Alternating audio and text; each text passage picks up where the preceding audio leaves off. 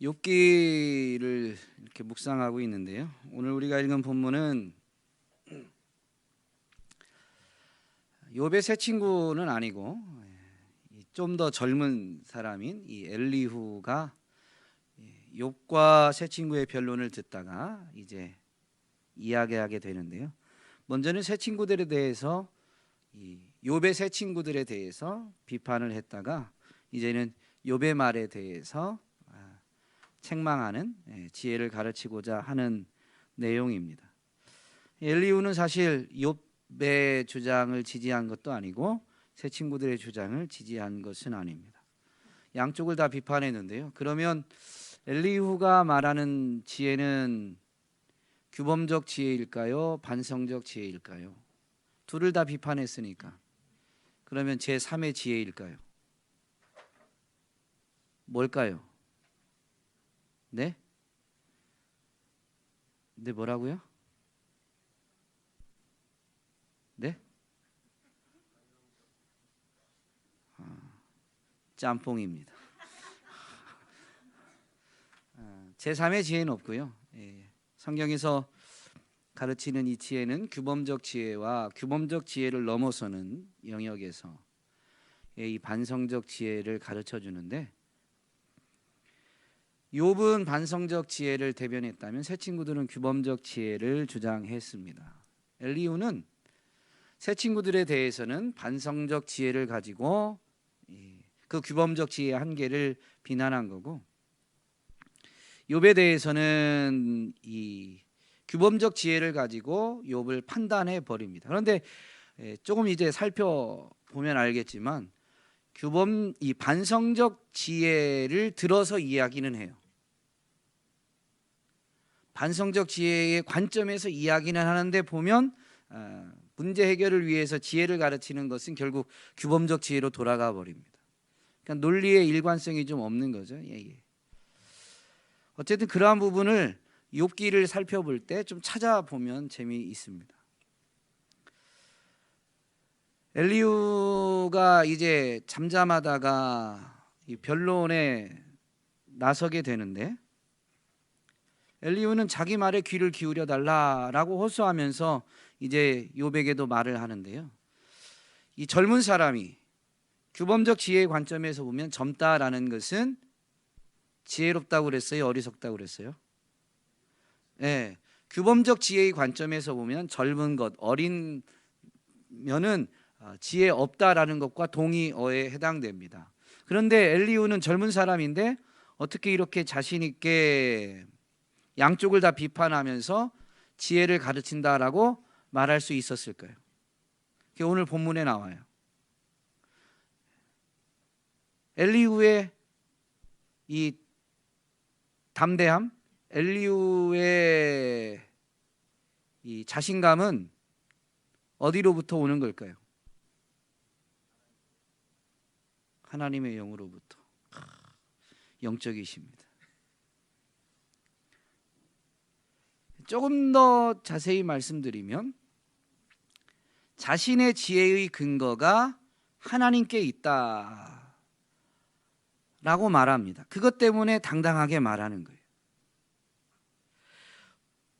엘리후의 말에는 이 자신의 지혜의 근거가 하나님께 있다라는 이런 표현은 하지 않지만 그는 자신이 정직하게 말하고 있다, 진실을 말한다라고 3절에서 분명히 밝히죠. 그러면서 처음에 나온 게 뭐냐면 4절에 보면 하나님의 영이 나를 지으셨고 전능자의 기운이 나를 살리시느니라 라고 고백하게 됩니다. 정직히 말하고 진실을 말하고 있는 그가 처음으로 고백한 게 뭐냐면 하나님이 나를 지으셨고 하나님이 나를 살리셨다는 거예요. 그러므로 내게 있는 모든 것은 누구의 은혜로, 누구로부터 온 거다? 하나님으로부터 온 거다라는 이야기입니다. 이 욥의 말을 이제 비판하면서 그가 하는 말이 뭐냐면요, 14절에 보면 하나님은 한 번 말씀하시고 다시 말씀하신다. 하나님이 나를 지으셨는데 그 하나님은 어떤 분이냐? 말씀하시고 계속 말씀하시는 분이에요. 어떤 사람들은 그 하나님이 말씀하시는 것을 듣지 않는 경우가 있는데 나는 그 하나님의 말씀을 들었기 때문에 지금 나이 더 많은 욥의 새 친구나 욥에게 지혜를 가르칠 수 있다라는 이런 표현입니다. 직접 그렇게 언급한 건 아니지만, 그래서 이 엘리후는 아주 담대하게 당당하게 지혜를 논하고 있는 것입니다. 사실은 또 엘리후가 이렇게 자신감을 갖고 담대하게 하는, 그래 자신의 지혜의 근거가 하나님께 있다라는 표현을 알 수 있는 부분이 있는데요. 6절 말씀에 보면 욥에 대해서 이렇게 말합니다. 나와 그대가 하나님 앞에서 동일하니 나도 흙으로 지으심을 입었은즉. 이때 이 흙이라는 단어는 때로는 티클로 번역되기도 하는데요. 이 흙으로 번역된 히브리어는 호메르입니다. 이 단어는 인간의 한계와 연약함을 나타낼 때에 사용하는 단어입니다. 그러니까 흙이라는 걸 말하는 건 아니지만 땅에 있는 흙 자체를 가리킬 내가 아니라 이 사람이 땅의 흙으로 지어진 연약한 존재다라는 것을 나타낼 때 이 호메르라는 단어를 사용하는 거죠. 그러므로 나와 그대가 하나님 앞에서 동일하니 나도 흙이다. 즉 하나님 앞에서 나도 흙이고 너도 흙이다라는 거죠. 그만큼 우리는 연약한 자들이다라는 거예요. 나는 연약하고 당신도 연약하지만 하나님이 가르쳐 주신 그것을 내가 깨달았기 때문에 지금 이렇게 당대하게 자신 있게 말할 수 있다라고 하며 주장하고 있는 겁니다. 어쨌든 이 논리를 펴 나가는 거에 있어서는 어떤 좀 한계가 있지만, 엘리후의 말이 절대적으로 옳은 건 아니지만, 자신이 변론하는 이 시작 부분에서 밝히는 이 부분만큼은 우리가 좀 배울 필요가 있죠. 그리스도인들은 당당해야 됩니다. 교만하라는 말이 아니에요. 당당해야 돼요. 조금 차이가 있죠.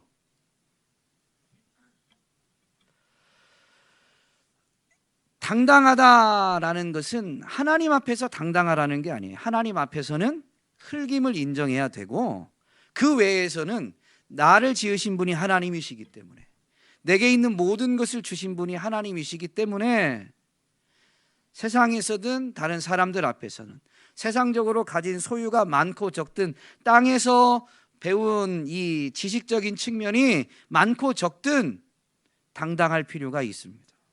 왜냐하면 동일한 흙이고 하나님을 믿는 우리는 능력 주시는 그분 안에서는 모든 것을 할 수 있기 때문입니다. 다만 지금 내가 가진 게 지금 다른 것을 가진 사람에 비해서 적은 거예요. 그게 영원을 결정짓는 게 아닙니다. 내가 영원히 다른 사람보다 가진 게 적거나 배운 게 약하거나 그렇다라는 의미는 아니에요.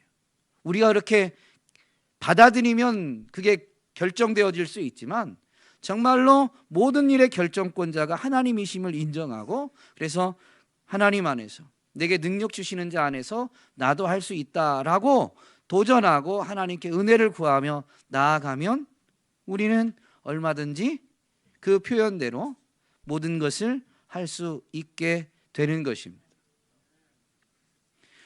이러한 자세가 성경이 말하는 겸손입니다. 여러 번 말씀드렸지만 그저 시종일관 나는 못해요, 나는 안 돼요 하는 게 겸손이 아니라요, 하나님 앞에서 제 힘으로 안 돼요, 저는 할 수 없어요 라고 고백하고, 그 외에서는 담대하고 당당한 것이 참된 겸손, 하나님을 믿는 믿음에서 나타나는 참된 겸손입니다. 예수님도 이 구원에 대해서 가르치시는 부분에서 이걸 분명히 드러내 보이셨습니다. 가르쳐 주셨습니다.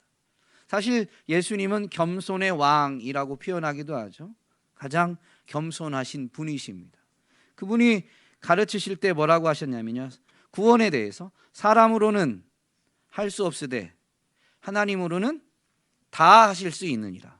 그러니까 내가 하려고 하면 할 수 없지만 하나님으로 하면 다 하실 수 있는 거죠. 그게 조금 전에 제가 인용했던 사도 바울의 믿음의 고백입니다. 내게 능력 주시는 자 안에서 내가 모든 것을 할 수 있느니라. 굉장히 중요한 전제 조건이 붙는데 내게 능력 주시는 자 안에서입니다. 이것이 믿음이고 이것이 겸손인 거죠. 이것만큼은 우리가 좀 배워야만 하는 것입니다. 그렇다면 엘리후가 이렇게 변론하면서 욥의 말에 동의하는 것은 무엇일까요? 즉 엘리후가 가지는 지혜의 관점, 서론에서 말씀드린 대로 엘리후는 규범적 지혜도 이야기하고 반성적 지혜를 짬뽕해서 이야기합니다. 그렇다면 이 엘리후가 욥의 말에 동의하는 측면은 어떤 측면이겠어요? 굉장히 어려운 질문을 드렸나요? 욥이 무엇을 대변했다고요? 욥의 말이? 반성적 지혜. 그러므로 반성적 지혜, 욥기 이 앞부분에서 욥이 말했던 그 반성적 지혜의 관점에 대해서 엘리후도 동의하는 거예요. 그게 뭘까요?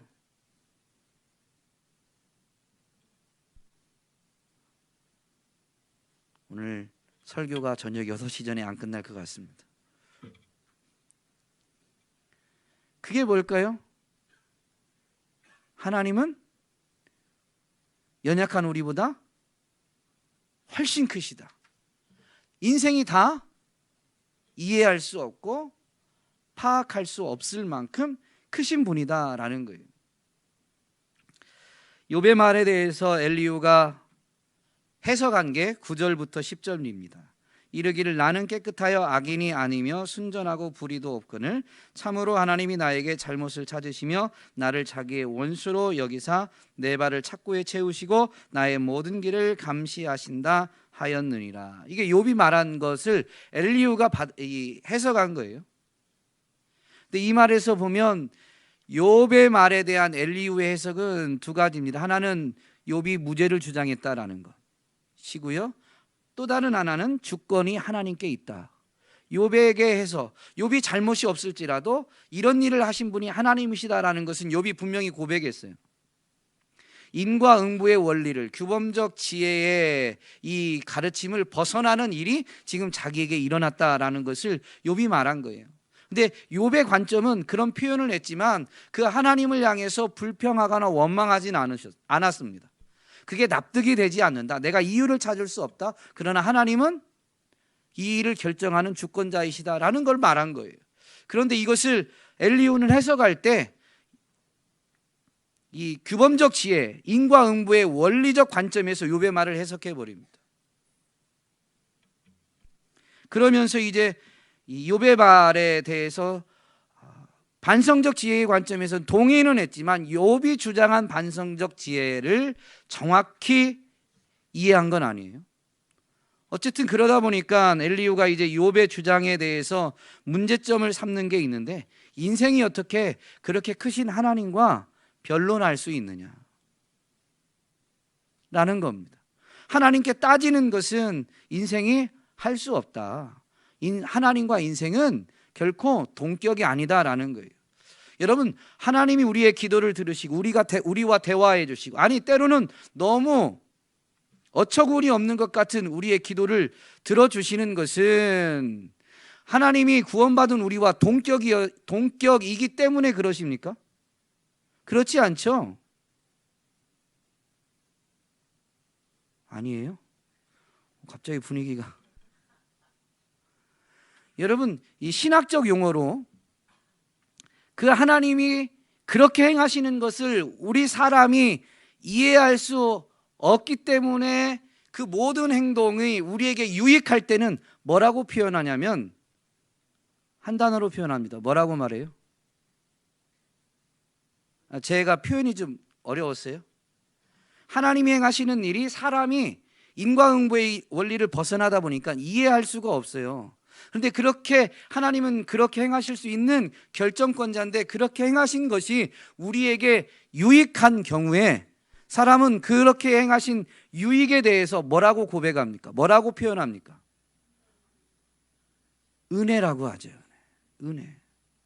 우리가 값을 지불해서가 아니라 하나님이 그렇게 하신 거예요. 그게 은혜라는 거예요. 우리에게 유익하기 때문에. 그런데 그 유익하다라는 관점도 우리가 사실은 판단할 수 없는 거죠. 하나님이 그만큼 크시니까. 그래서 성경이 우리에게 요구하는 명령이 뭐냐면, 우리를 향하신 하나님의 뜻이라고 가르치시면서 명령하는 게 뭐냐면, 모든 일에 범사에 뭐 하라고요? 감사하라. 지금은 납득이 안 가도 그게 너희한테 유익하다. 왜냐하면 하나님은 선하시기 때문에. 그건 우리의 머리로, 인간의 논리로 파헤치거나 이해할 수 있는 부분이 아닙니다. 어쨌든 엘리후는 욥의 말에 대해서 이제 문제점을 이야기할 때, 너는 그걸 지금 하나님께 따지고 있다 라고 문제 삼습니다. 그런데 이게 문제예요, 문제가 될 수 없어요? 될 수 없죠. 왜냐하면 하나님이 그 진실한 고백, 그 탄식을 들으시고 받아주시니까. 그리고 분명히 응답하십니다. 당장에는 지금 이 하나님의 뜻과 계획에 있으셔서 당장에는 그 탄식하는 사람에게 침묵하시는 것처럼 보이지만, 분명히 하나님은 우리의 작은 신음까지도 들으시는 분이십니다. 그러므로 이렇게 하는 게 잘못된 건 아니에요. 그런데 이 하나님과 인생의 격차를 논하면서 그것은 하나님이 우리보다 크시다라는 것은 반성적 지혜는 아닙니다. 그래서 우리가 그 하나님을 이해할 수 없다라는 게 반성적 지혜입니다. 하나님과 인생을 분명히 이렇게 나누는 것은 규범적 지혜에서도 나눠요. 의인과 악인을, 지혜로운 자와 어리석은 자를 나누듯이 무언가를 기준을 가지고 나누는 것은 규범적 지혜에서도 하는 겁니다. 그러므로 지금 욥이 말한 것에 대해서 트집을 잡는 것은, 하나님이 우리 인생보다 크시다, 그 하나님은 너무 크시다라는 것은 분명히 엘리후가 동의하지만, 그 하나님께 욥이 탄식하는 것에 대해서 문제 삼는 것은 반성적 지혜의 관점은 아닙니다. 욥의 지혜에, 반성적 지혜의 관점에서 동의해 놓고 욥의 말에 문제를 삼는 건 이제 어떻게 가냐면 규범적 지혜의 관점으로 돌아가는 거예요. 그러니까 지혜를 말한다고 하지만 기준이 지금 엘리후는 왔다 갔다 하는 거예요. 오늘 우리는 이 엘리후의 모습에서 오늘 우리의 모습을 발견할 수 있어야 됩니다. 우리는 지혜를 말한다고 하는데 사실은 여전히 내가 기준일 때가 있죠. 하나님이 절대적 기준이 되면 시비를 논할 수가 없어요. 그래서 비판하지 말라고 그러잖아요. 그런데 우리는 자꾸 시비를 우리가 가리려고 한다는 거죠. 엘리후도 뒤늦게 변론에 참여하면서 결국엔 새 친구들도 뭔가 잘못됐다고 말하고 욥도 잘못됐다고 말합니다. 근데 그것은 자기가 알고 있는 지식, 지혜를 가지고 판단해 버리기 때문인 거죠.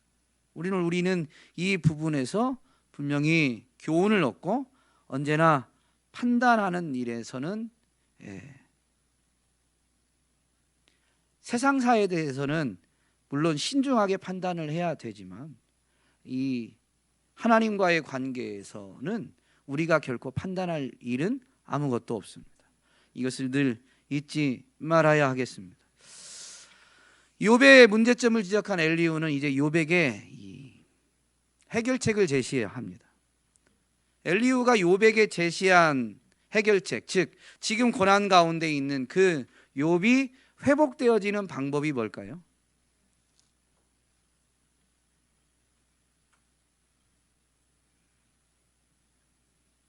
성경을 읽으셨으니까.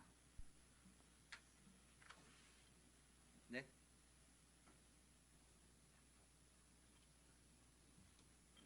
하나님의 은혜입니다. 오늘 본문에 있는 대로 말씀드리면 24절에 하나님이 그 사람을 불쌍히 여기사 그를 건져서 구덩이에 내려가지 않게 하라. 내가 대속물을 얻었다 하시리라. 그러니까 이렇게 건져내시는 것. 그래서 뒤에 보면 이제 이 회복하는 내용이 나옵니다. 이 회복하게 되는 것은 사실 모든 원동력은 어디에 있냐면 하나님이 긍휼히 여기시는 게 하나님의 긍휼에 있습니다. 그러면 이제 이게 전적인 하나님의 긍휼이긴 하지만 그 하나님의 긍휼을 얻고자 한다면 사람 편에서는 어떻게 해야 될까요?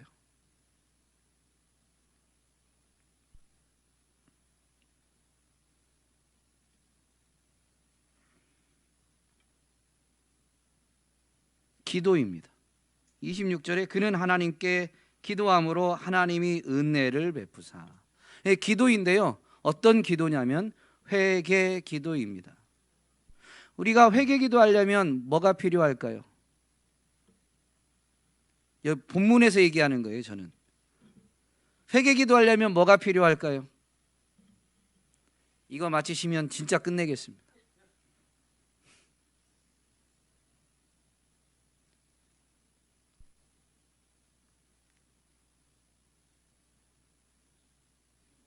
할렐루야.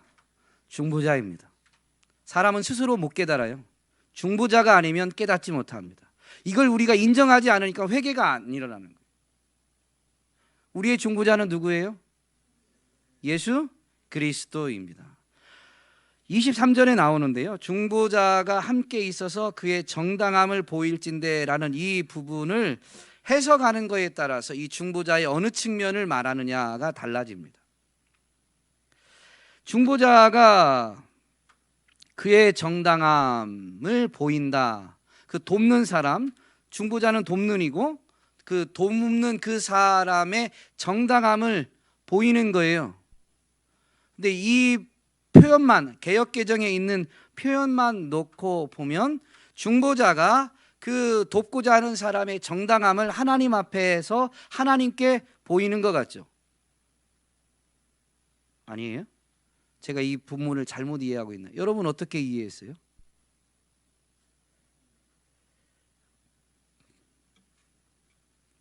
중보자는 하나님과 사람 편에서 연결하는 역할을 합니다. 그래서 사람을 돕는 건데요. 그 사람을 도울 때는 정당함을 사람에게 보이면 어떤 걸까요?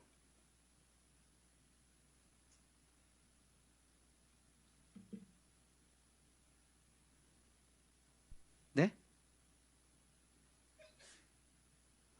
너무 어려운가요?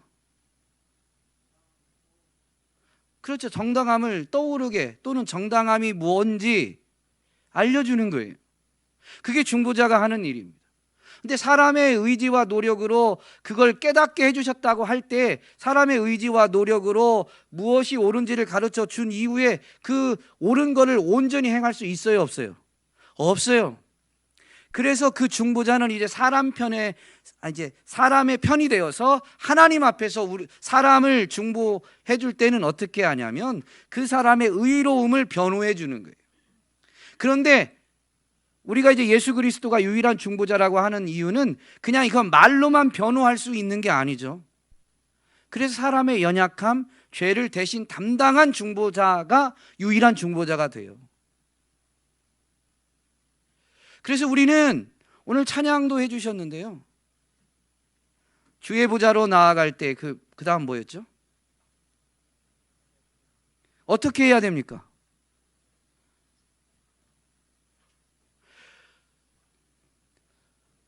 우리가 하나님의 은혜를 입고자 그 은혜의 보좌 앞에 나아가려면요, 나아가고 싶다고 해서 나아가지는 게 아니에요.